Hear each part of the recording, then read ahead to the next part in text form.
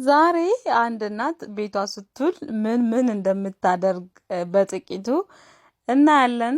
ልብስ አጥብ ነበረ። ማጥባቸው ልብሶች ነበሩ። እነሱን አነሳሳ፣ ሶፋዬን ጠራረኩኝ። ልጄ ከእንቅልፏ ተነስታ ስለነበረ እሷን ፖፖ ላይ አድርጌ ትንሽ አጫወትኳት ማለት ነው።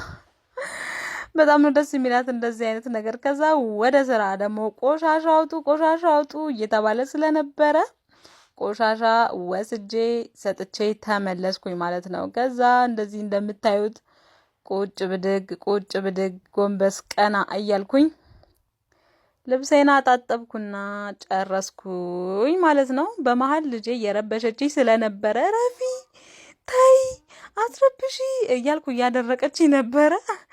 ከዛ ተመልሼ ልጄን አጫወትኩ፣ ምግቧን አበላላሁኝ። ከዛ ምግቧን ከበላሽ በኋላ ደግሞ እሷ እንቅልፍ ነው የሚላት። እንቅልፏን አዝያ አስተኛሁኝ። ምሳዬን በላሁና ሽሮዬን ታክ አድርጌ እንደዚህ። አቤት ብቻችንን ስንሆንማ በስመአብ ወልድ፣ በቃ ምንም ነገር ይሁን መብላት በበርበሬም ቢሆን ብንበላ ይሻለናል እንጂ መስራትማ አይታሰብም። በቃ እንደዚህ ደህና አድርጎ መስራት ምናምን የለም። ከዛ እንቅልፏ መጣ። ደግሞ ድጋሚ አዘልኳትና ተኛች።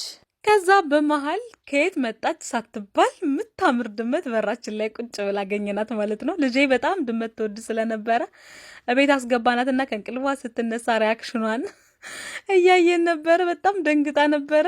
ከዛ ያው ቀስ በቀስ ይላመዳሉ ብለን እናስባለን። እንግዲህ ለዛሬ ይሄ ነበር ቆይታዬ። ባይ